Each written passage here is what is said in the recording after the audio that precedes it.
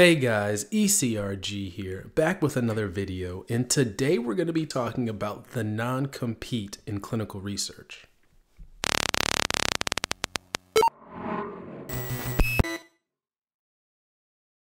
Hey guys, ECRG here. Today we're going to be talking about the non-compete in clinical research.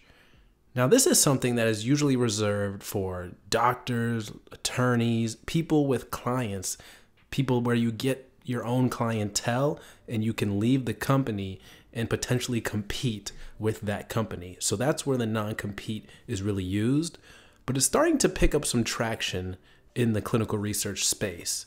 But before we delve into that, I'd like to let you guys know about the resume review program that we have going on right now. Just real quick, it is for anybody looking to either make a change in clinical research or get into clinical research. I think that's where it's going to have a huge value.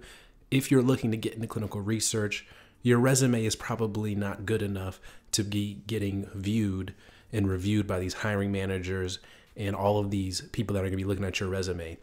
Let us help you improve your chances at getting into clinical research. And if you would like to learn more about that, you can comment down below or email us at eliteclinicalgroup@gmail.com. Back to the non-compete. The non-compete is exactly how it says in the name, non-compete, for individuals to not compete. But I've been seeing this crop up into positions that are not executive level. Sometimes they do offer that for executives to sign that so that they don't go out and start their own thing right after they get some experience or develop some client relationships, so they don't leave and start their own thing and put the main business at risk. But we've seen this with CRAs. So I know of one company so far, actually a couple companies that do this, but one company, MedPace, they make their CRAs sign a non-compete agreement. There are a few companies that do this actually. MedPace is just one of them. But they make their people sign a non-compete. If you come in under their CRA program, they train you to be a CRA, you have to sign a non-compete. And this is on Glassdoor. This is on all the reviews of the company and things of that nature. And the reason why they do this is, from their perspective, so they're training you, they're putting all those resources into you to become a CRA. And that's obviously a very in-demand position.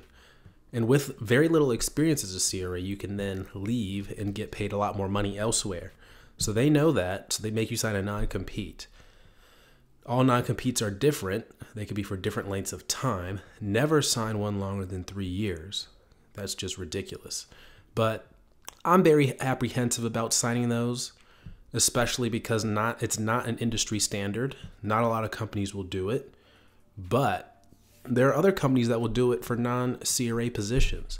I once was told to sign a non-compete for a entry-level clinical research position. This was an entry-level position. So in my mind, if you're a company and you're having your employees sign a non-compete for an entry-level position or really a CRA position or any other position in clinical research like that, you must be your business must be so lazy where you feel like the culture is so bad where as soon as they're able to, your employees are going to leave you. What does that say about your business that you have to have someone sign a non-compete in a non-client facing position, a non-client facing role? Because clinical people do not face the client. Or you have bottom of the barrel, people lowest on the totem pole. You do not want them to compete with your business. You make them sign a 1 or 2 year or 3 year non-compete. What does that say about your culture that as soon as people have the ability to, they're going to leave your company? So that's something for companies to think about when they're making people sign non-competes, because it is not an industry standard for people in these roles to sign non-competes. And quite frankly, it just puts a bad taste in people's mouth. It's like, you don't trust me. You want to bring me on and use me for my work and my expertise, but you don't trust me. You don't trust your company. You don't trust the values. So that's something that you really got to think about as a company, that if you are making people sign non-competes who are very low on the totem pole, I mean, CRAs is a great role, and you can make a good amount of money, but that's not very high up in the ladder chain. They're not in project management. You know, it's one thing if you have like project directors or something signing non-competes, but a CRA, they don't have any client-facing interaction really at all. All they do is face sites. It's one thing just because of the demand if you want to have a CRA sign a 1-year non-compete, but multiple non-year competes are just ridiculous, especially since it's not an industry standard. So that's just something to think about. And you know, if you're a company and you're providing great opportunities and great benefits, there should not be a need for a non-compete. If you're giving the best experience you can to your employees, there should be no need for a non-compete because they're going to want to stay with you. So, I mean, if you're paying them the best, if you're giving them the best opportunities, and turnover is a huge deal in clinical research. A part of it is because you can get great opportunities and benefits. People are sweetening the deal elsewhere. So why wouldn't you leave? If you're doing the same job and you can get much better deal, much better benefits, much more relaxing, much more money, why wouldn't you leave? So as a company, you really got to audit yourself. And I think a lot of times companies don't want to do that. They don't want to look at themselves in the mirror and say, hey, we've got to really do better here. And turnover is a huge issue in clinical research. Very rarely is a complete team together longer than a few months. Every few months, somebody on the team is leaving. And I know it's so annoying because you got to get new CVs. You've got to get new certifications. You got to get new training. You got to always train people on your team on what's going on. You've got new people coming in. You've got to explain the protocol to them over and over and over again. It's really annoying. And I'm sure the client notices when there's a lot of turnover, things get slowed down.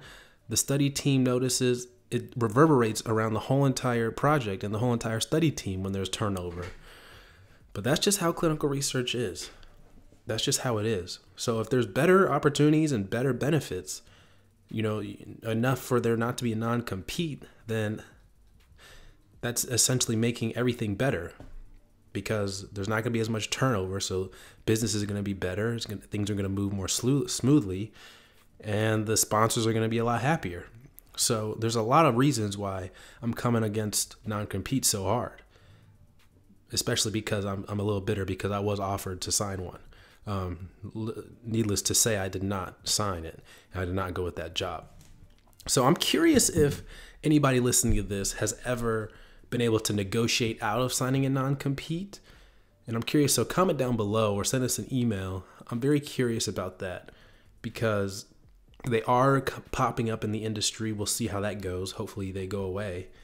But they are coming up in the industry.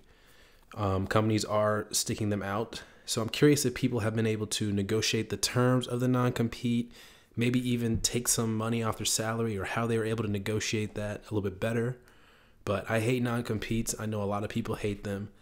But sometimes in situations, you've got to do what you've got to do.